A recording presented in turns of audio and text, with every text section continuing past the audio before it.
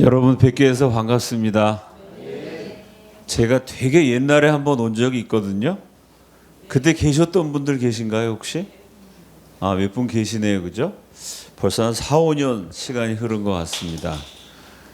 금요일 날 모이기가 쉽지 않은데 더군다나 연휴인데 이렇게 바쁜 가운데 오셔서 뜨겁게 기도하시고 찬양하시는 모습을 보면서 저에게도 참 감동이 되었습니다. 이 아름다운 교회가 하나님의 은혜 속에서 계속해서 성장해서 많은 영혼들 구원하는 우리 주님의 손과 발로 소중하게 쓰임받게 되기를 우리 예수님의 이름으로 축원합니다. 자, 오늘과 내일은 오늘과 주일 우리 대한민국 건국과 관련된 역사 메시지를 함께 나누고자 합니다. 이걸 이렇게 누르면 나오네요. 6월 달이어서 제가 6.25에 대한 얘기를 할 건데요. 제가 소개하려는 우리 역사의 명장면, 출발은 3.1운동입니다. 일제시대 때 한반도 지도를 이렇게 펴놓고요. 3.1운동이 왕성하게 일어난 지역, 점을 막 찍고 또 한 장의 지도를 펴놓고 기독교가 왕성하게 부흥했던 지역, 점을 찍은 다음에 두 장의 지도를 겹치면 정확하게 일치합니다.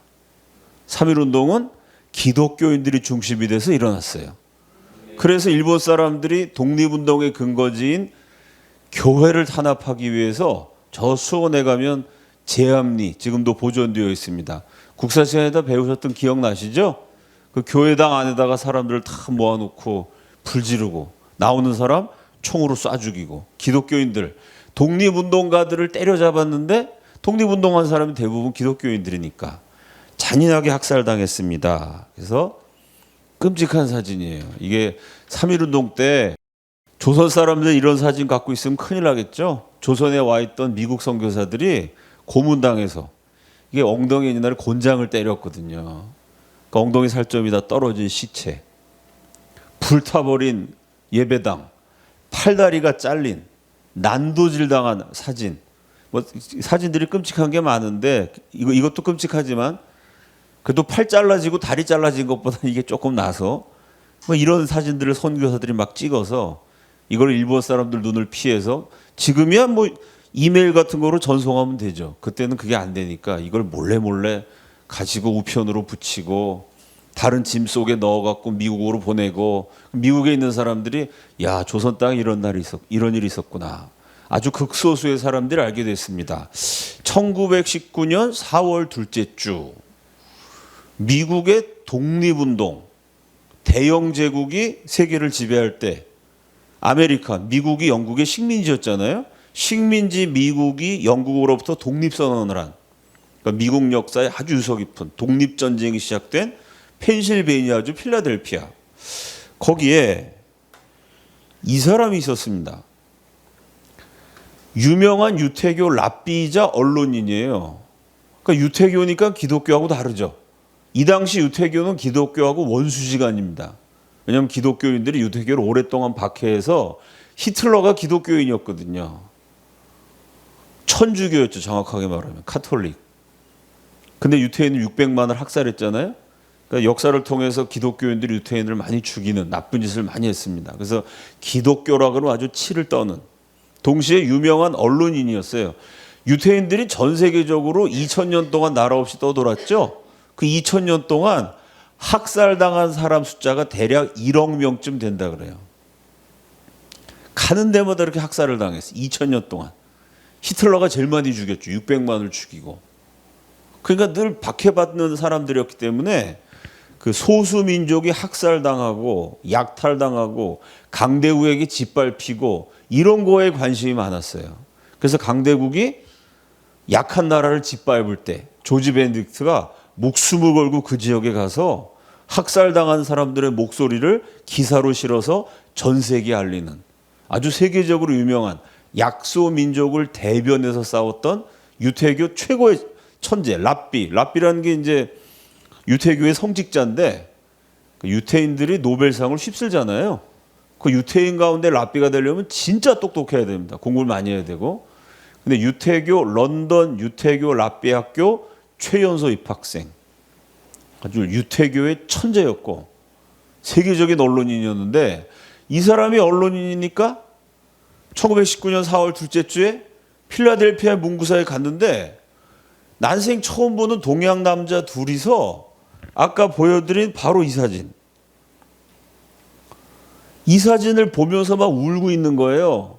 그 깜짝 놀라가지고, 이 사람은 동양은 중국밖에 몰라가지고, 아니 중국에서 학살이 났습니까? 그 학살 전문 기자가 학살당한 사진을 본 거죠. 아니요, 코리아입니다. 아 맞다, 코리아란 나라 내가 한번 들어본 것 같아. 그러면 조선이란 나라가 어떻게 됐죠? 일본의 식민지입니다.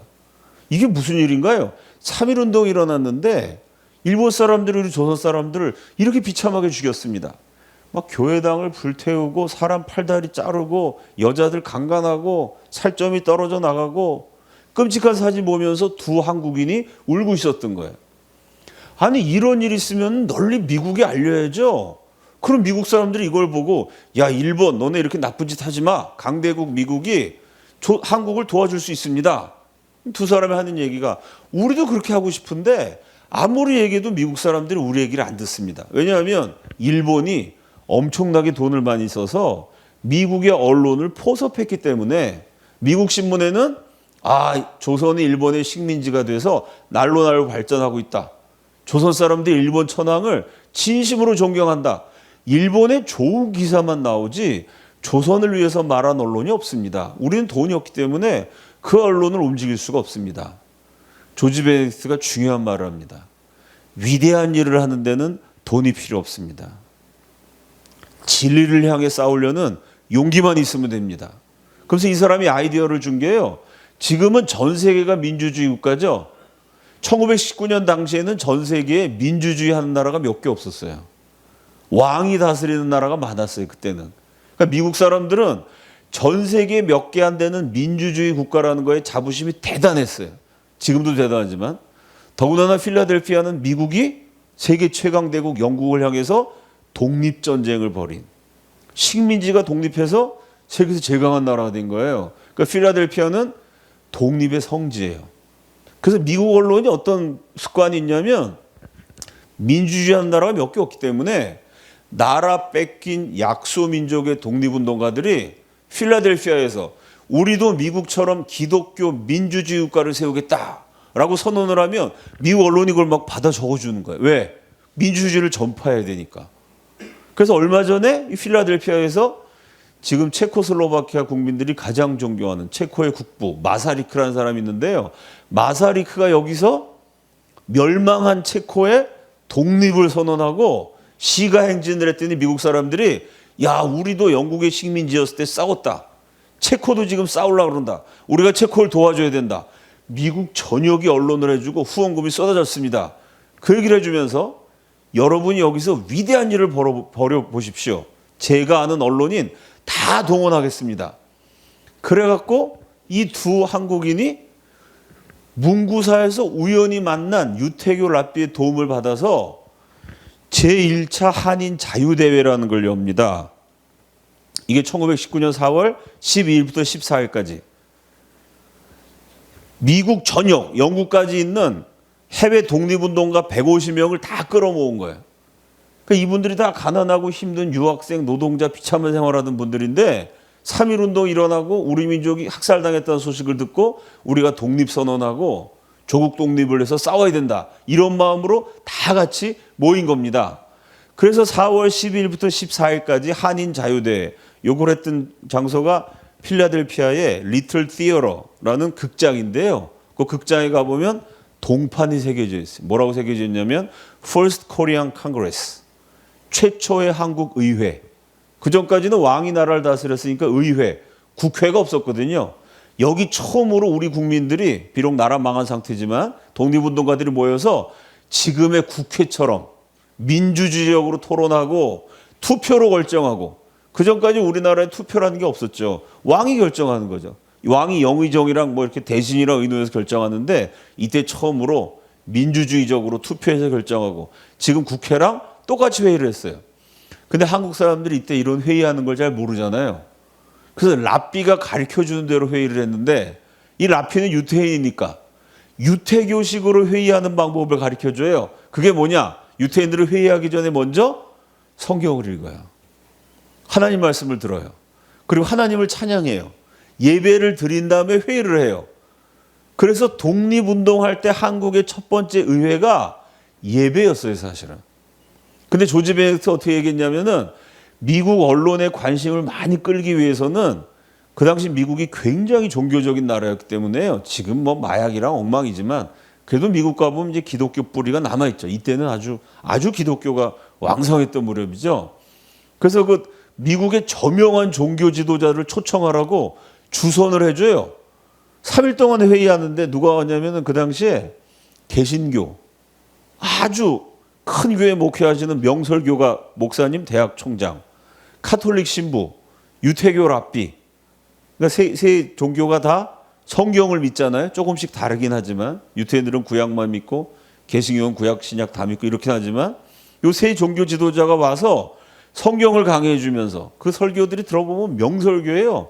첫 번째 한국 의회에 모였는데 한 분은 뭐라고 설교하시냐면은 유태교 랍비는 나는 유태교 랍비여서 여기 기독교인이 많다는 얘기 들었는데 우리 유태인들이 늘 기독교인에게 박해받았기 때문에 내가 여기 간다는 거에 대해서 많은 사람이 반대했지만 내가 그럼에도 불구하고 왔습니다. 그러면서 무슨 설교를 하냐면 원래 우리 유태인들이 이집트의 노예였는데 하나님이 권능으로 역사하셔서 우리를 출애굽시키셨습니다. 한국이 출애굽하게 될 줄로 믿습니다. 이렇게 설교를 하고 개신교 목사님 오셔가지고 지금 여러분이 나라가 힘이 없다고 낙심하지 마십시오. 2000년 전에 갈릴리에 아무것도 없었던 12명의 어부가 세상을 바꿨습니다. 그렇잖아요. 예수님 제자 12명이 전 세계를 복음을 증거했잖아요. 여러분이 하나님 믿고 전진하면 어떤 어려움도 이길 수 있습니다. 이렇게 첫 번째 독립운동 회의가요. 예배를 드리고 설교 말씀을 듣고 다 같이 나서 찬송을 불렀어요. 아주 경건하게 예배식으로 진행이 됩니다. 자, 그리고 이 예배하는 사실을 또 이 회의를 통해 결정된 사실을 조지 베네딕트가 미국의 유명한 언론을 다 설득해가지고 미국 전역에 한국 독립운동가들의 소식이 증거되기 시작하는 거예요. 그러니까 미국 사람들한테 처음으로 코리아라는 나라가 대규모로 알려지기 시작한 거예요. 그 전에 뭐 가끔 그냥 한국 기사가 조금 난 적이 있었는데 이때 야 한국 사람들이 일본한테 저렇게 박해를 받는구나, 고난 당하는구나.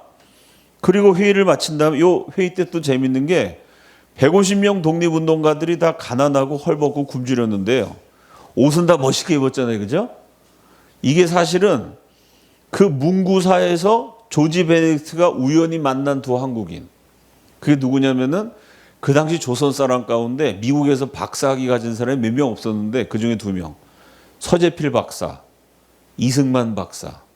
두 독립운동가가 문구사에서 한국에서 몰래 선교사를 통해 받은 학살당한 사진을 보면서 눈물을 흘리고 있었는데 문구사에 볼펜 사러 갔던 조지 베네딕트를 우연히 만나서 이런 엄청난 사건이 벌어진 겁니다. 서재필 박사, 이승만 박사가 한국 사람들한테 우리가 독립운동하는데 외국 언론들이 다 와서 취재를 할 거다. 근데 우리가 평상시에 입는 것처럼 그렇게 입고 오면은 사진 딱 찍고 보고 아유 한국이 거지 같은 나라네. 딴 나라 그렇게 올지 모르니까 옷을 빌려 갖고 와라. 그래서 우리 가난한 독립운동가들이 옷을 다 빌려가지고 보니까 근사하죠. 손에 태극기를 들고 첫 번째 의회를 열게 됩니다. 그리고 태극기를 휘날리면서 코리아 인디펜던스 리그 한국 독립연맹 이래가지고요. 필라델피아 시를 조지 베네딕트가 필라델피아 시장한테 건의를 했더니 시장이 야 우리 필라델피아가 미국 독립의 성지인데 그 약소민족이 독립운동하니까 도와줘야 된다. 시 경찰이 이렇게 북을 치고 기마대가 행진을 하고 태극기 휘날리면서 한국 사람들이 시청까지 쫙 행진을 한 거예요. 그러니까 미국 독립운동가들이 걸었던 투쟁의 길을 걸으니까 연도에서 미국 사람들이 박수를 치고 야 코리아라는 나라가 있었구나. 쟤네가 제 편한테 고생을 많이 한대. 이러면서 한국의 독립운동을 했죠. 이게 우리 역사적인 사건인데 이게 기독교를 내걸고 기독교인 모여라 이게 아니고요. 독립운동할 사람 모여라 그랬는데 150명 모였는데 다 기독교인이었던 거예요. 근데 이 날짜가 4월 10일부터 14일. 저게 언제냐? 12일이 금요일이에요. 무슨 금요일이냐면 성금요일. 고난주간의 금요일이에요. 고난주간 아시죠, 여러분? 부활절 직전. 예수님이 십자가에서 죽으신 것을 기념하는 고난주간의 금요일. 예수님이 십자가에 죽으셨다는 그날. 예수님이 십자가에 죽으신 금요일 날 모여가지고 금토일 14일이 부활절이었어요. 날짜를 왜 이렇게 정했을까요? 예수님이 십자가에 죽으신 것처럼 한국 교회가 지금 핍박당하고 있어요. 불태워지고 기독교인 지도자 잡혀가고 우리 조국은 멸망당했어요. 그리스도의 십자가, 교회의 핍박, 국가의 멸망. 이걸 연결지어서 생각한 거예요. 예수님이 십자가 지고 죽으셨던 것처럼 한국 교회가 지금 일본 제국주의한테 짓밟히고 있어요. 천황숭배, 우상숭배를 강요하는 일본 사람들이 교회 불지르고 핍박해요. 또 우리나라가 일본한테 멸망당했어. 예수님이 십자가에서 죽으신 것처럼. 그러나 예수님이 죽으시고 부활하셨어요. 마찬가지로 그리스도의 고난, 교회의 핍박, 국가의 멸망. 우리가 지금 이런 상황이 있지만 하나님이 시간을 주시면, 하나님의 때가 되면 예수님이 부활하신 것처럼 교회도 회복되고 우리나라도 독립된다. 그러니까 이 독립을 향한 소망을 기독교인들이었기 때문에 부활의 소망에 연결지어서 우리가 지금 예수님 십자가 지는 것처럼 고생하지만 십자가 뒤에는 부활이 있다. 우리가 언젠가 나라를 되찾게 될 거다. 이러면서 근사하게 3일 동안 회의를 했습니다. 이 회의 때 기록된 기록을 보면 이게 독립운동가들이 정말 치열하게 앞으로 우리가 어떤 나라를 세울 거냐.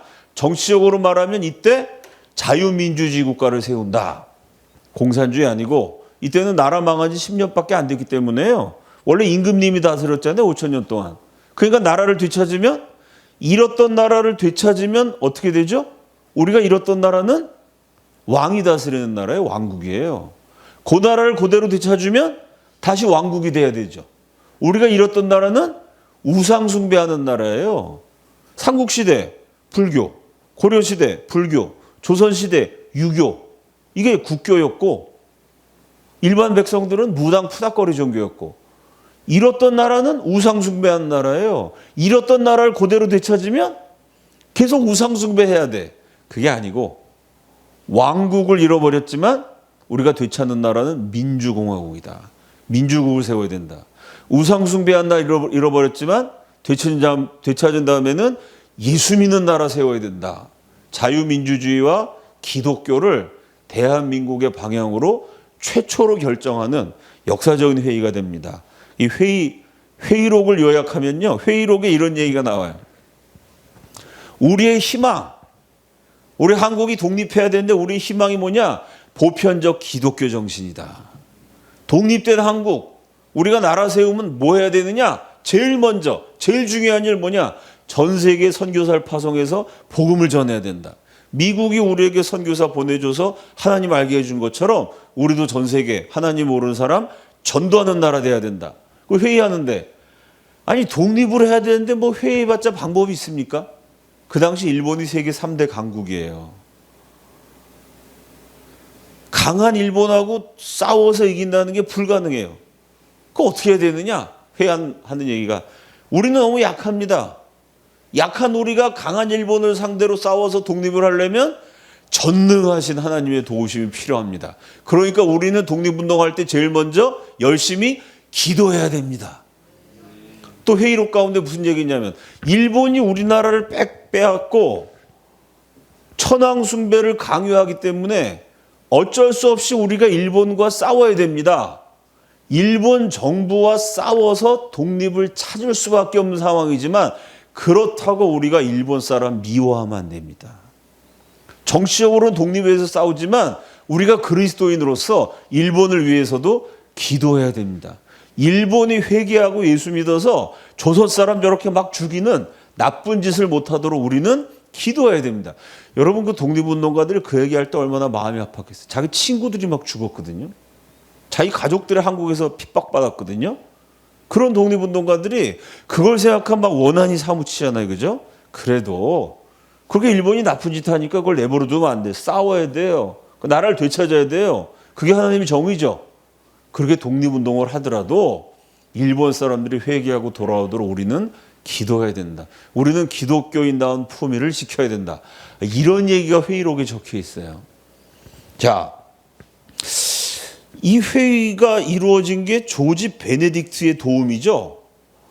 그래서 이 회의 내용을 조지 베네딕트가 매일매일 회의를 딱 하면 그 회의록을 다 요약해가지고 미국 전역의 언론에 뿌리니까 미국 사람들이 봤더니 야, 이거 코리아 기독교가 들어간 지 뭐 얼마 되지도 않았는데 기독교 국가를 세우겠다느니 민주주의 국가를 세우겠다느니 이게 그 당시 미국 사람한테는 너무 멋있어 보인 거예요. 왜냐하면 전 세계 미국처럼 민주주의한 나라 별로 없었고 워낙 미국이 기독교가 강한 나라였기 때문에 야, 코리아가 처음 들어보는 나라인데 굉장히 멋있는 사람들이구나 라고 미국 사람들이 한국에 대해서 호감을 갖는 동시에 충격을 받게 돼요. 왜냐하면 일본 사람들이 앞에 말씀드렸던 것처럼 돈을 엄청 많이 써서 미국 언론을 매수해서 일본이 미개한 조선에 우수한 기독교 문명을 전파하겠습니다. 이렇게 선전 공세를 펼쳤어요. 아니, 사실은 기독교를 박해해놓고 일본 사람들이. 그래서 미국 사람들 그런 줄 알았는데 이게 사실이 아니구나.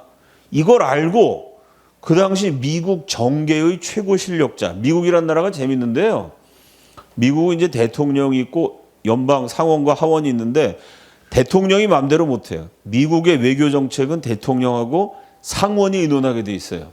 그 상원의 실력자들이 보통 미국 외교를 주무르는데 그 당시 미국 외교의 잠깐만요. 예. 최고 실력자가 윌리엄 보라 상원의원이. 이 상원의원이 3.1운동에 대한 뉴스를 보고 충격을 받은 거예요. 미국 상원에 가가지고 일본이 지금까지 거짓말했습니다. 조선 사람 팔 자르고 다리 자르고 이런 야만적인 짓은 절대로 하면 안 됩니다. 라고 잔악행위 금지 권고 결의안. 그러니까 3.1운동에 대한 결의안이죠.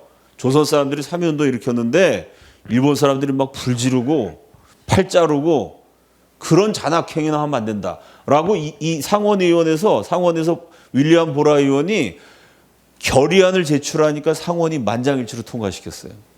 그리고 미국 하원에서도 만장일치로 통과가 돼요. 그 소식을 듣고 일본 사람들이 그 다음부터 처음에는 팔 자르고 다리 잘랐는데 물론 독립운동한 사람을 잡아 가두기는 했지만 팔 자르고 다리 자르고 불 지르는 끔찍한 짓은 더 이상 못하게 돼요. 그 전까지 그냥 마구잡이로 죽였다는 얘기죠. 근데 그 다음부터는 잡아서 어쨌든 미국이 압력을 넣으니까 재판이라도 하고 뭐 절차를 따라서 최소한 그렇게 야만적으로 사람들을 학살하는 그런 짓을 못하는 이런 외교적인 업적을 거두게 됩니다. 자, 이러면서 이 3.1운동을 통해서 상해 임시정부가 만들어지고 그 문구사에서 처음 우연히 조지 베네딕트를 만났던 이승만이 임시정부의 첫 번째 대통령이 되죠. 그리고 이승만이 주도해서 기독교인들이 상해 임시정부가 만들어지고 첫 번째 업적, 미국을 향한 호소문을 채택합니다. 다 함께 읽어봅시다. 시작.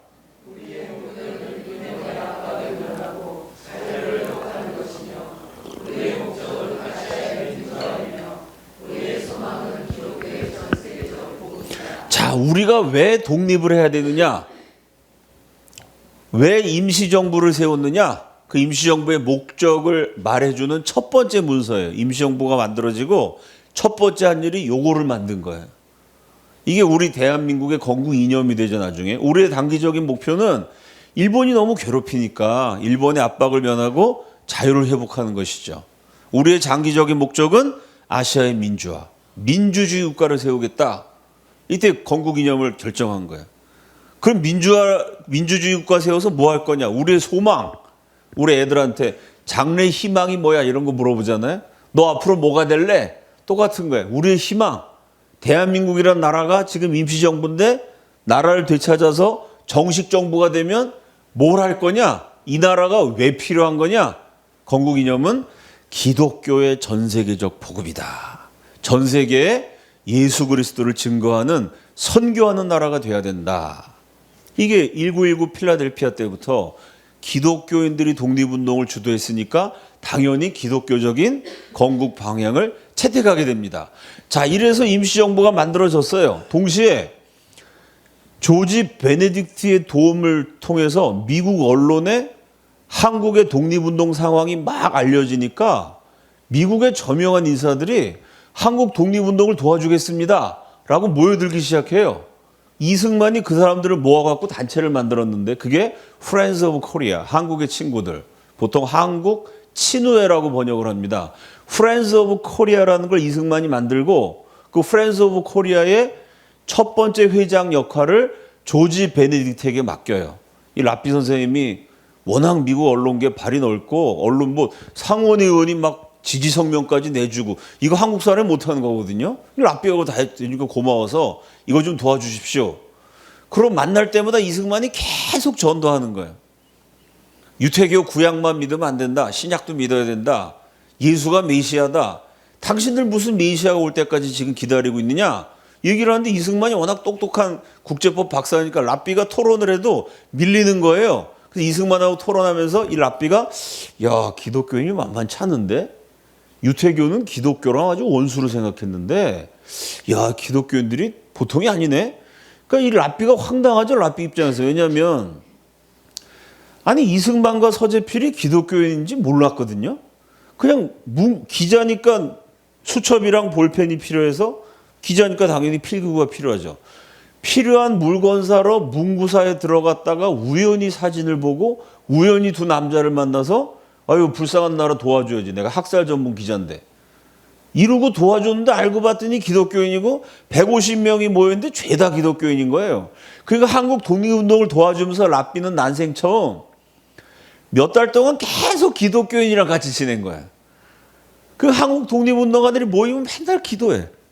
성경 펴놓고. 아, 이건 난 라삐인데 기독교인 저놈들 우리 조상 유태인들 학살하고 나쁜 놈들인데 어울리기 싫은데 어떻게 또 도와주기로 했으니. 그래서 난생 처음 기독교인하고 어울리는데 거기서 이 사람 충격을 받은 거야. 왜냐하면 어떻게 생각했냐면 예수라는 나쁜 목수가 있어서 이상한 소리 하다가 우리 선조들이 종교회의를 해서 죽였다. 로마 제국에서 십자가 처형당했다. 예수는 십자가에서 죽고 끝났거든요. 유태인 생각에. 근데 뭐 그 예수가 부활했다는 거예요, 기독교인들이. 그러면서 그 예수를 십자가에 못 박인 게 유태교다. 가룟 유다의 후예다. 이러고 기독교인들이 유태인을 2000년 동안 박해했어요.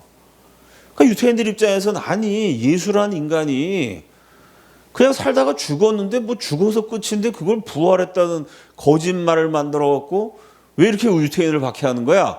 라고 이해를 못했는데 150여 명의 한국 독립운동가를 도와서 미국 전역에 19개의 Friends of Korea, 한국의 친구들 지부가 세워져요. 19개 지부의 회원이 제일 많을 때가 23,000명. 그러니까 유태인 라삐가 엄청나게 도와준 거죠. 이게 언론에 막 보도가 되니까 여기저기서 도인 거예요. 그 19개 지부의 회장 명단을 보면 해군 제도, 대학 총장, 상원 의원, 저명한 변호사, 미국의 상류층 인물들이 한국 독립운동을 도와준 거예요. 그 이때부터 6.25 때 지금까지 미국이 한국을 도와주는 뿌리가 이겁니다. 여기서부터 그때 유태인 라삐가 이렇게 크게 도와준 거예요. 그러니까 이승만이 그 많은 사람을 다 만날 수 없으니까 조지 베네딕트랑 당신 회장으로 좀 도와주시오. 이래갖고 도와주다 보니까 이 기독교인들 사이에 이상한 생명력이 있는 거예요. 아니 아프리카보다 못 사는 나라거든요. 코리아가. 거기다 멸망했어요. 쬐끄만 나라고 미개해. 문맹률이 그때 90%가 넘는 나라입니다. 나라도 아니지 일본한테 망했으니까. 아니 아프리카보다 못 살고 미국에 와서도 영어도 제대로 못해갖고 그냥 유학하면서 그냥 밥을 굶으면서 공부하고 비참한 나라 망한 백성들인데 이 사람들 모인 곳에 뭔가 에너지가 넘치고 활력이 있고 생명력이 있고 알 수 없는 뭔가가 있는 거예요. 그 조지 베네딕트가 고민이 돼가지고 자기가 제일 존경하는 라삐한테 가서 왜 우리 유태교 청년들한테 없는 게 저 한국인들한테 있습니까? 이 라삐가 하는 얘기가 글쎄 그건 나도 그건 모르겠는데 둘 다 충격을 받은 거야. 우리한테 없는 뭔가가 쟤네들한테 있다. 뭐지? 한국 사람들이 원래 기질이 그런가? 아니 뭐 한국 사람 기질이 어쩌고 그래도 아프리카보다 못 사는 멸망한 나라인데 뭐 그 나라 볼 게 뭐 있겠어요. 그래서 조지 베네딕트가 그때 느껴요. 아, 이게 한국인의 생명력만이 아니다. 저 한국인들이 죄다 기독교인이거든요. 기독교의 생명력이다. 이런 걸 느끼기 시작해서 조지 베네딕트가 한국인에 대한 기록을 남깁니다. 한인 대회를 치른 후 한국 친후회, 이거 19개 지부를 조직하면서 나는 처음으로, 그러니까 유태교 랍비는 맨날 기독교인은 나쁜 놈들이야, 죽은 예수가 부활했다는 거짓말을 믿는 멍청이들이지, 이렇게 욕만 배웠는데 처음으로 기독교인을 만나서 기독교인들이 이렇게 나쁜 사람들이 아니구나, 기독교적인 성품을 깊이 체험하는 계기를 갖게 되었다. 누구한테서? 한국의 망명 독립운동가를 통해서. 뉴욕 여러 교단의 선교부 책임자로부터 오레곤주에서 농사짓는 소박한 한국의 망명자에 이르기까지 고매한 인격을 갖춘 그리스도인들을 만나게 된 것이다. 만나봤더니 이 한국의 독립을 위해서 싸우는 사람들이 너무나 인격이 훌륭하다는 거예요. 멋지지 않습니까, 여러분? 독립운동을 해도 예수를 잘 믿으면서 한 거예요. 얼마나 예수를 잘 믿었는지 기독교의 원수였던 랍비가 충격을 받아서 기록을 남긴 거예요. 이 랍비는 기독교인인지 몰랐어요. 학살 전문 기자인데 학살당했다 그래서 불쌍해서 도와주다 보니까 기독교인이야. 만나봤더니 이거 내가 생각했던 기독교가 아니야. 너무 훌륭한 거야, 기독교인이. 조국의 독립을 위하여 단결하는 한국인들을 보며 나는 유대인이자 랍비로서 난생 처음, 태어나서 처음이죠. 기독교는 나쁜 거는 줄 알았는데 난생 처음 머리와 가슴으로, 머리로 봐도 야, 기독교가 훌륭한 종교구나. 가슴으로 한국인들 보니까 생명력이 있구나. 새로운 것을 발견하는 경험을 했다. 뭔가가 있어, 얘네들은 하여간. 이게 묘지? 몇 달 고민하다가 드디어 랍비가 깨달아요. 저 한국인한테 있는 게 뭐냐. 그 모습은 그리스도의 권능이 역사하는 계시같이 내게 경이로운 충격으로 다가왔다. 눈앞에 펼쳐지는 기적을 보면서 이 사람이 도와준다 그랬지만 뭐 한국 독립운동 도와줘봤자 얼마나 효과가 있었겠어요. 근데 도와줬더니 미국 상원 의원이 막 발표하지 않나, 상원에서 만장일치로 통과하지 않나, 해군 제독, 상원 의원, 대학 총장 이런 사람들이 한국을 도와주겠다고 나서서 막 2만 명이 모이는 거예요. 이게 기적이거든요. 한국이란 나라를 들어본 적은 없었던 미국인들이 막 도와주는 거예요. 이거 뭐 하나님이 함께 하시는 거야? 뭐야 도대체? 얘네 되게 불쌍한 애들인데 하나님이 왜 얘네들한테 이렇게 관심이 많으시지? 랍비가 놀란 거예요. 눈앞에 펼쳐지는 기적을 보면서 뭘 느꼈느냐? 저 생명력이 뭐야? 고민하다 보니까 저 생명력이 한국의 민족성인가?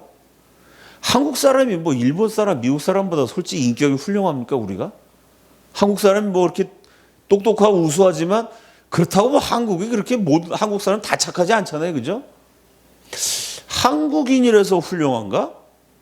그것도 아닌 것 같고. 저 사람들한테 저 생명력이라는 게 뭐지? 지식이 뛰어난가? 좋은 대학 나온 사람도 있지만 그렇지 않아요. 영어도 못하는 사람도 있어요. 미국 와서 다 고생해, 돈 없어서. 근데 저 무식해 보이는 헐벗고 굶주린 그 독립운동할 때 이승만 박사 기록을 보면요, 한국 엄마가 애를 낳았어. 엄마가 독립 영양실조야. 그 애기도 영양실조예요. 영양실조 걸린 엄마가 젖이 다 말랐는데 영양실조 걸린 애기한테 젖을 먹여요. 그리고 기도하고 돈을 아껴서 이승만 대통령에게, 박사에게 독립운동 자금으로 써달라고. 그렇게 비참했어. 영양실조 상태에서 돈을 모아서 독립운동을 했어요. 나라 망하면 그런 거죠. 가난한 백성이었으니까. 그런 백성들한테 있는 생명력이 뭐냐? 몇 달을 고민하면서 랍비가 깨달아요. 뭐냐? 저건 사람의 생명력이 아니다. 누군가와 저들과 함께 있다. 저 한국인들과 함께 있는 사람은 누구냐? 예수라는 걸 깨달아요. 예수가 십자가에서 죽고 끝났는 줄 알았는데 우리 유태교를 그토록 괴롭힌 철천지 원수 기독교인들의 말이 맞았던 거야. 예수가 부활해서 살아있구나. 저 한국인들과 함께하고 있구나. 이 랍비 조지 베네딕트가 예수가 부활해서 지금 살아있다는 걸 깨달은 거예요. 야, 그러니까 우리 선조들이 얼마나 예수를 잘 믿었는지 기억이 좀 확인이 되죠. 그냥 독립운동을 도와주러 왔다가 이게 뭐지 고민하다가 예수가 부활해서 살아있다는 걸 깨달은 거예요. 랍비가. 그래서 이런 글을 썼어요. 감사와 호기심으로 가득 차게 되었던 것이다. 진실로 이게 유태인들의 표현이에요. 히브리어로 진실로 이게 뭐냐? 아멘 아멘이에요. 우리가 아멘 그러잖아요. 그 아멘이 진실로 그렇습니다. 정말 맞습니다. 진실로 유태인의 표현. 이거 무슨 얘기냐? 우리가 아멘 하듯이 이건 정말 맞는 겁니다. 이거 하나님 말씀입니다. 여기서 하나님 말씀을 낭독하면 설교하면 아멘 그러시잖아요. 하나님 말씀으로 받는다는 뜻이죠. 유태인 랍비가 이렇게 쓴 거예요. 진실로 이건 진짜입니다. 하나님 앞에. 뭐가 진짜냐? 이 한국인들 사이에는 그리스도가 확실하게 살아있었다. 이걸 발견하고 이 사람이 고통스러워지는 거예요. 왜? 예수가 부활한 게 사실이다 말하는 순간 맞아 죽죠. 유태교 랍비 그만두고 쫓겨나야 돼요. 그래서 독립운동을 도와주면서 예수가 부활했다는 사실을 깨달았는데 그걸 아무한테도 얘기를 안 해요. 말은 맞아 죽으니까. 그리고 5달이 지났어요. 그러니까 처음에 이승만을 만날 때부터 6개월 사이에 이승만이 계속 독립운동 한국 친회하느라고 만날 때마다 전도를 하니까 이승만이 딱 물어봐요. 랍비 조지 베네딕트 너무 고맙습니다. 근데 당신은 돈 한 푼 생기지 않는 일이고 당신 바쁜 사람인데 당신의 시간과 돈을 써가며 왜 우리 한국 독립운동을 돕습니까? 글쎄요. 인류애 때문이죠. 모든 인류는 형제니까요.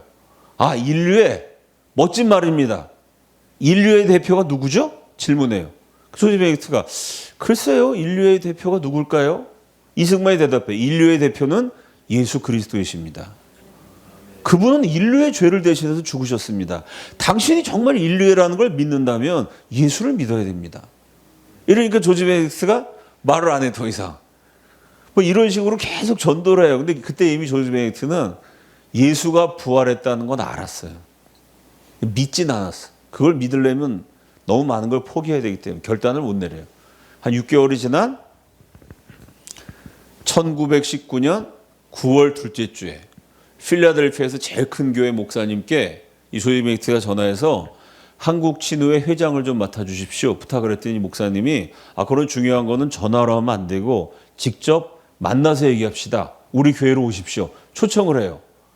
그리고 조지 베네딕트가 한국 친후회 독립운동 도와주느라고 난생 처음 기독교 교회를 간 거예요. 큰 교회 갔는데 그날따라 성찬식을 하는 거예요. 성찬식 담당이 이제 윈터 목사라는 사람인데 이 윈터 목사가 사람들한테 빵을 이렇게 탁 나눠줘. 처음에. 그러면서 조지 베네딕트 앞에 딱 와서 처음 본 사람이잖아요. 새신자고. 그러니까 잘 모르니까 빵을 이렇게 딱 주면서 성찬에 참여하시겠습니까? 물어봐요. 아유, 랍비가 기독교에 가갖고 이 성찬했다가니 이건 큰일 나거든요. 파문당하고 맞아 죽어요, 진짜 잘못하면. 너무 놀래가지고 아닙니다. 전 안 합니다. 라고 손사래를 치는데 그때 이 사람이 신비한 체험을 해요. 영혼 깊은 곳에서 부드러운 목소리가 들렸다는 거예요. 받아 먹어라. 너를 위해서 깨어진 나의 몸이다. 사실은 이 사람이 아무한테도 말하지 않는 비밀이 있어요. 뭐냐? 12살 때 애들이 유태인이라고 하도 자기를 괴롭히니까 기독교가 뭔지 궁금해서 신약 성경을 한번 읽어본 적이 있어요. 읽고 이거 신약 성경 읽었다가 걸리면 큰일 나니까 읽고 버렸는데 그때 읽었던 성경 말씀이 그 순간 떠오른 거예요. 이를 행하여 나를 기념하라. 그래서 이 사람이 자기도 모르게 그 빵을 먹은 거예요. 그리고 먹고 나서 멘붕이 와서 내가 지금 무슨 짓을 한 거지? 이렇게 썼어요. 이건 기독교의 예식이잖아. 빵을 받으면 나는 내가 속한 계층에서 밀려나고 유태인들에게 쫓겨나고 랍비직도 박탈당할 거야. 그런 이유로 내가 그것을 거부하려고 할 때 음성이 들렸다. 부드럽게 권하는 소리. 나를 기념하여 이것을 먹으라.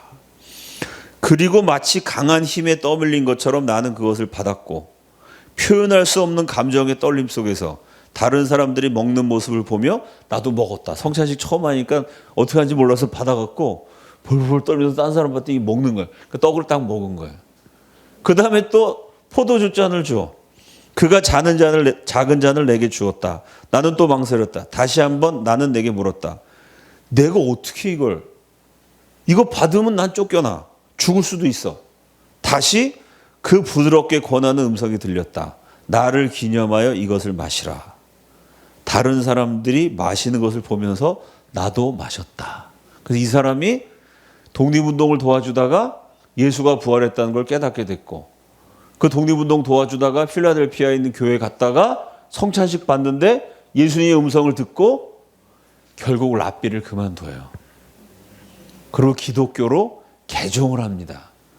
이게 20세기에 유태교의 저명한 사람이 기독교로 개종한 인물, 유태교에서 제일 똑똑하고 막 노벨상도 받고 이런 노벨상 유태인들이 막 휩쓸지 않습니까? 세계를 유태인들이 주무르잖아요.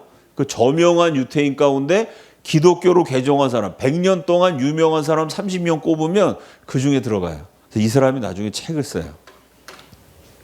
이게 1941년에 나온 책인데 1919년에 예수 믿고 한 20년쯤 지난 다음에 제목이 Christ, 그리스도께서 finds a rabbi.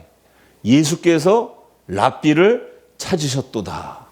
우리말로는 랍비를 찾아온 예수.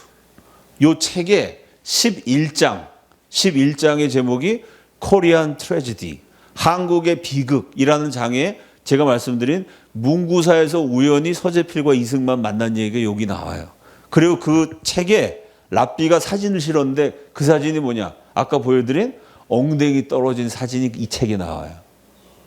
그리고 13장에 보면은 성찬식이라는 제목이에요.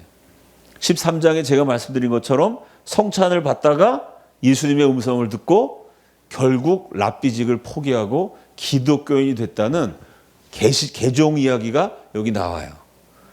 그러니 우리 선조들이 참 독립운동을 하면서도 얼마나 예수를 잘 믿었는지 세상에. 그걸 보고 지금도 깨지지 않는 유태교의 하버드라고 할 수 있는, 한국으로 치면 서울대학, 전 세계 제일 똑똑한 랍비들이 가는, 그때는 대영 제국이 세계를 지배할 때거든요.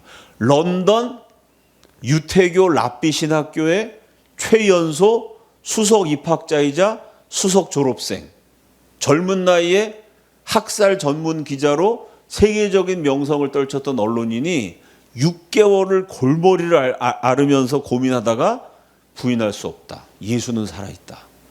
그리고 기독교인이 됐습니다. 얼마나 우리 선조들이 예수를 잘 믿었는지 알 수 있죠? 여기서 끝나지 않아요. 이 랍비가 예수를 믿게 되고 이 랍비를 통해 만들어진 한국 친우회, Friends of Korea.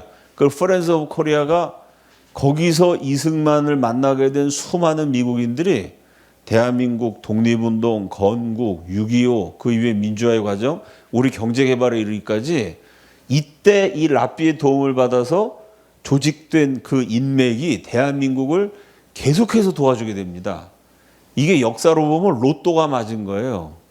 미국의 아주 저명한 위대한 인물들이 한결같이 한국을 위해서 기도하고 한국을 도와주는 어마어마한 사건이 됩니다. 이게 그 수많은 사건 가운데 하나가 이 프렌즈 오브 코리아를 만들었는데 한 미국 분이 프렌즈 오브 코리아 개척 멤버예요. 처음부터 조지 베네딕트와 이승만을 만나서 한국의 독립운동을 열렬히 지지해줬던 분이 있어요. 근데 이분이 어느 날 딸내미가 결혼을 했다고 젊은 미군 소령을 데리고 온 거예요. 그래서 이승만 박사에게 닥터 승만리, 이 사람이 내 사입니다 라고 인사를 시켜줘서 이승만이 프렌즈 오브 코리아를 통해서 젊은 미군 장교를 만나게 돼요. 만나보니까 이 사람이 보통 사람이 아니에요. 이승만이 언젠가 우리 한국이 저 미군의 도움을 크게 받을지도 모른다라고 생각하고 우리나라가 독립을 하든 뭘 하든 돈도 없고 가난하고 아무것도 없잖아요. 어쩔 수 없이 미국의 도움을 받아야 되거든요. 그러니까 미국의 중요한 지도자가 한국을 좋아하면 그만큼 한국의 이득이 되죠. 그래서 저 미군을 한국 편되게 만들어야 되겠다. 그래서 이승만이 굉장히 공을 많이 들여요. 생일날 엽서도 보내고 크리스마스 카드도 보내고 두 사람이 너무 친해져 갖고 나중에는 아주 둘도 없는 친구 사이가 돼. 막상 처음에는 인맥을 만들기 위해서 접근했는데 정치적인 목표로 만나봤더니 둘이 너무 잘 맞는 거예요. 첫째, 독실한 기독교인이에요. 둘째, 한국과 미국을 대표하는 천재예요. 이승만도 아시아인 황인종으로는 최초로 프린스턴 대학교 국제법 박사였고 그 미군은 지금도 깨지지 않은 미국의 웨스트 포인트 세계 최고의 장교를 길러내는 미국 육군사관학교 최고 성적으로 졸업해서 그 기록이 아직도 깨지지 않은 미군 역사상 최고의 천재. 둘 다 기독교인이고 천재고 세 번째 독특한 게 그때 전 세계적으로 공산주의가 유행했거든요. 공산주의가 다 좋은 건 줄 알았는데 한국 독립운동 가운데 거의 유일하게 공산당은 절대 안 된다. 반공투사 이승만. 미국 사람 가운데서도 유일하게 이 사람이 열렬한 반공투사였어요. 그래서 모든 면에서 두 사람이 너무 잘 맞아서 한번 만나면 막 연인처럼 포옹하고 팔짱 끼고 다니고 몇 시간씩 대화를 나누는 거예요. 그 이승만 대통령 부인인 프란체스카 여사의 회고록을 보면 그 미군만 나타나면 질투가 났다는 거예요. 우리 남편이 나보다 저 미국 남자를 더 사랑하는 것처럼 느껴서 질투가 날 만큼 이승만하고 가까웠던 인물이 이 랍비가 만들어준 한국 친후회 개척 멤버 초대 회장님의 사위였어요.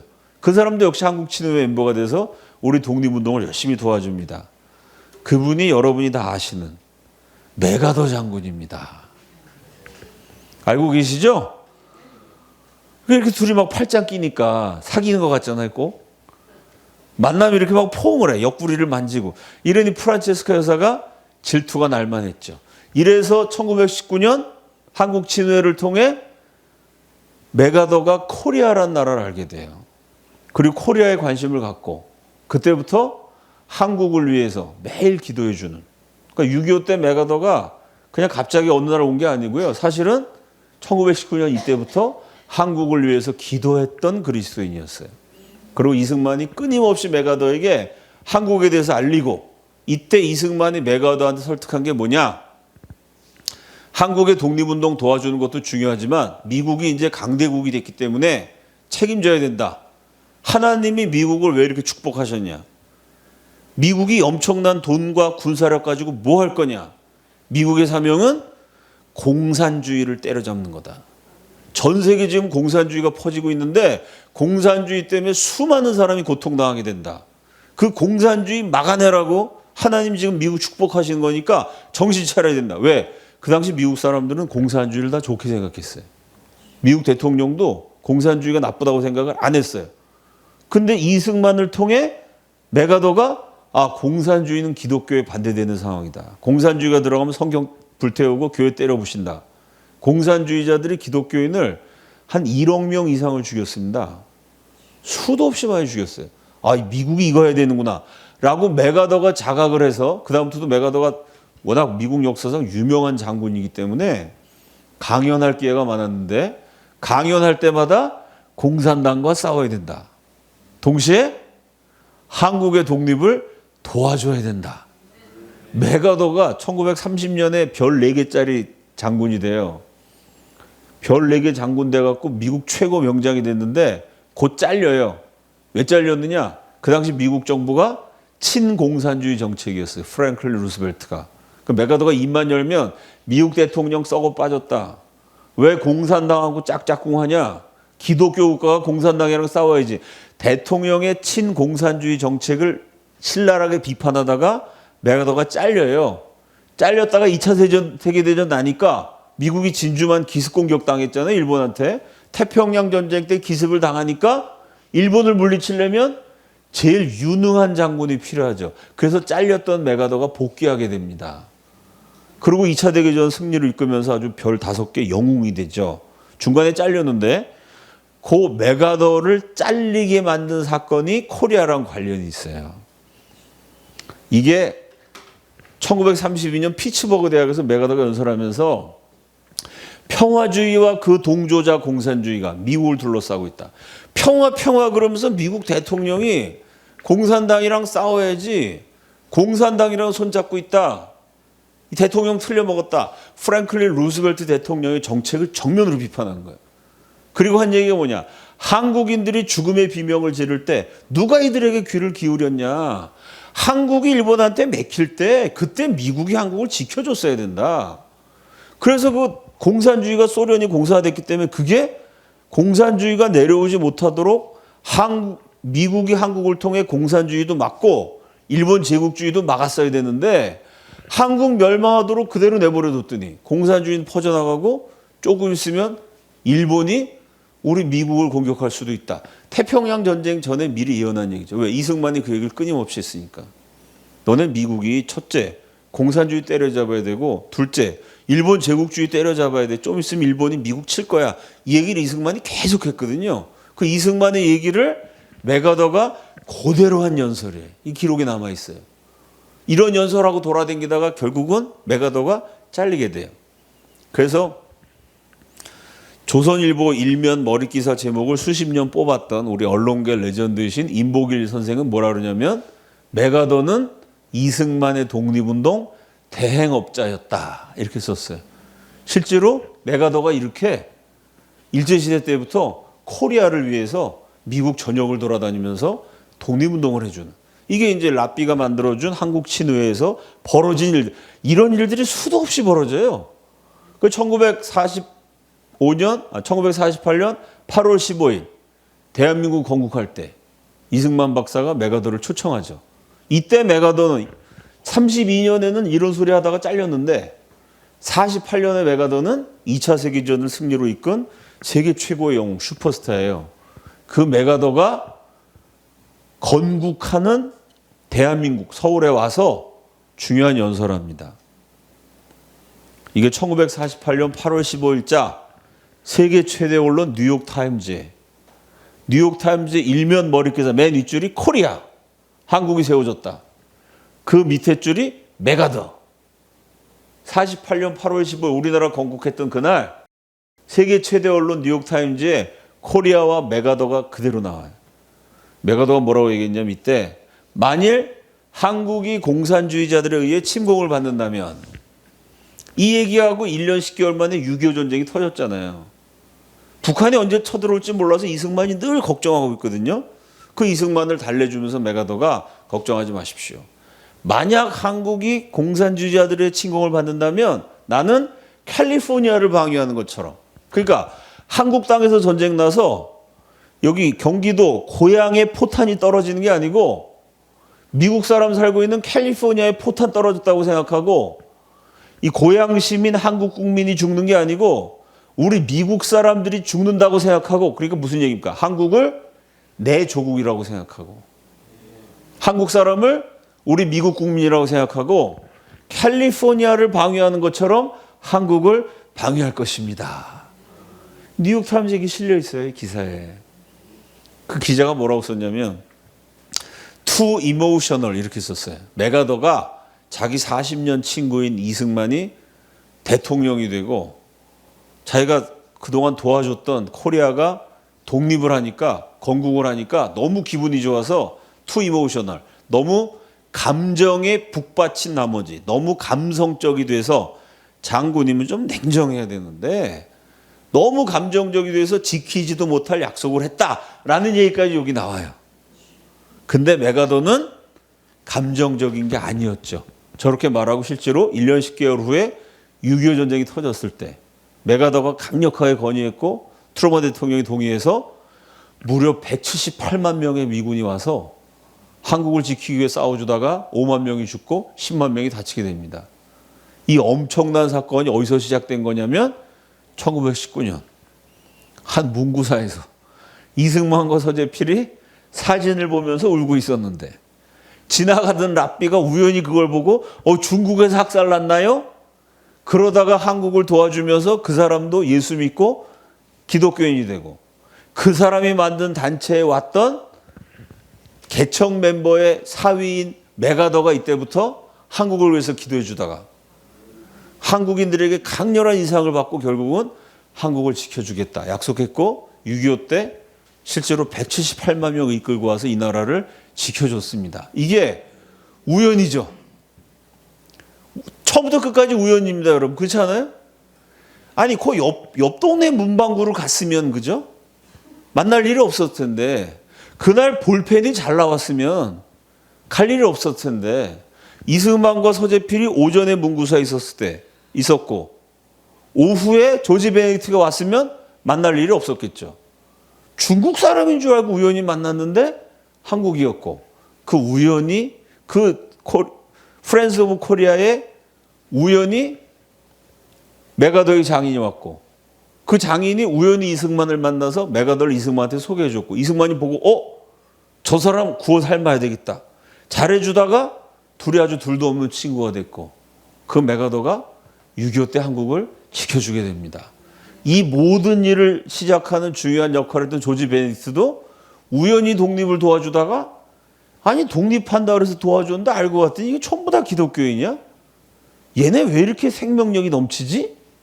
몇 달을 끙끙 앓면서 고민하다가 우연히 예수를 알게 되고 독립운동 도와주러 필라델피아의 교회 갔다가 빵하고 성찬식 하는지도 모르고 갔는데 성찬식 나눠줘갖고 안 받겠다고 손살에 치다가 하나님 음성을 듣고 성찬에 참여하고 예수를 믿게 됐어요. 야, 우연과 우연이 이어져서 예수 믿는 역사도 일어나고 독립운동도 전개가 되고 임시정부도 만들어지고 6.25 때 또 메가더 이렇게 도와주게 되고 그 미군이 6.25 끝나고 지금까지 대한민국 지켜줘서 우리가 북한이 핵을 개발해도 안전하게 국방을 유지할 수 있게 되고 그 사이에 아프리카보다 못 살았던 대한민국은 눈부시게 발전했고 민주화가 되고 선진화가 되고 복음이 전국에 전파가 되는 전 세계 선교사를 파송하는 1919년에 우리가 나라 세우면 전 세계 기독교 선교사 파송해야 됩니다. 라고 필라델피아에서 독립운동가들이 결의했는데 그대로 다 이루어졌습니다. 이게 우연과 우연이니까 이건 사람이 했다고 말할 수 없죠. 조지 베네딕트가 무슨 사진 보러 문구사한 게 아니잖아요. 이건 아무도 계획하지 않았고 아무도 상상하지 못했고 아무도 꿈도 못 꾸는 일이었는데 아니 그 당시에 미국 상원에서 한국의 독립운동을 위한 결의안을 채택할 거라고 누가 상상이나 했겠습니까? 지금도 뭐 한국을 위해서 미국이 뭘 결의한다 이런 일 없잖아요. 그땐 나라도 없었는데 아무도 상상하지 못한 일이 계속 일어났어요. 이건 사람이 계획은커녕 꿈도 못 꾸는 일인데 하나님이 하셨다고 밖에 해석할 수가 없는 역사적 사건입니다. 그 시편 오늘 본문 126편 5절에 울며 씨를 뿌리는 자는 기쁨으로 거두리로다.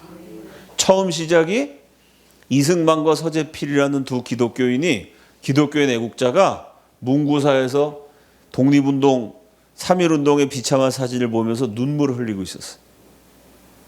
울면서 너무 우리가 나라 뺏겨서 고생했기 때문에 눈물을 흘리면서 하나님께 기도했고 또 날짜를 우리 선조들이 예수님이 십자가에 죽은 금요일, 예수님이 부활하신 주일, 십자가와 부활의 복음을 생각하면서 예수님이 십자가에 죽으셨다가 부활한 것처럼 핍박당한 한국교회가 살아나게 하시고 멸망한 우리나라가 독립되게 해 주옵소서 간절한 기도를 가지고 울며 독립운동에 씨를 뿌렸습니다. 그랬더니 그게 기가 막히게 기쁨의 열매를 맺어서 저와 여러분이 우리나라 지금 문제가 많지만 이때에 비하면 지금 얼마나 잘 사는 나라가 됐어요. 세계적으로 이렇게 참 부강한 나라에서 예수를 편안하게 믿을 수 있는 이런 복을 누리고 있습니다.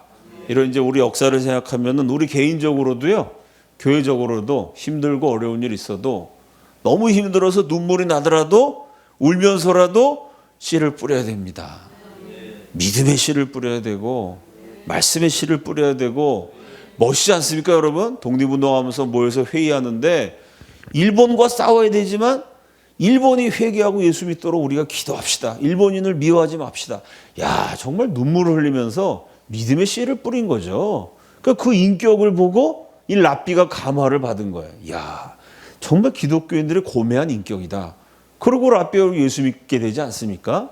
그러니까 힘들고 어려워도 눈물로 씨를 뿌리라는 얘기는 힘들고 어려워도 말씀대로 살아라는 얘기고요.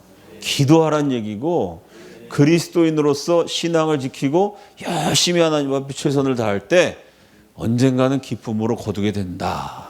이 성경 말씀이 개인에도 적용되고 교회도 적용되고 우리 나라에도 적용이 됩니다.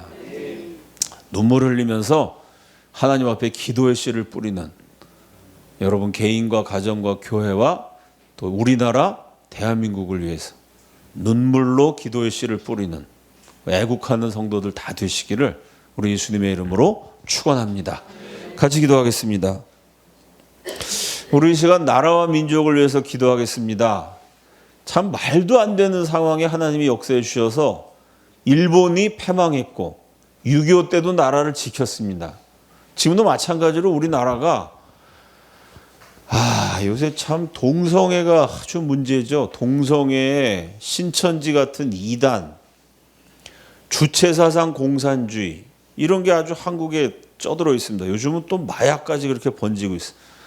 이게 우리 민족을 괴롭혔던 일본 제국주의, 6.25 전쟁 때 300만을 죽게 만든 공산당 비슷한 겁니다. 지금 대한민국, 기독교 대한민국을 괴롭히는 적, 동성애, 신천지, 이슬람, 주체사상, 공산주의, 마약 다 이거 하나님 앞에 벌어야 될 죄악인데 그런 게 지금 한국 사람들 얼마나 많이 영적으로 육체적으로 병들게 하고 있는지 모릅니다.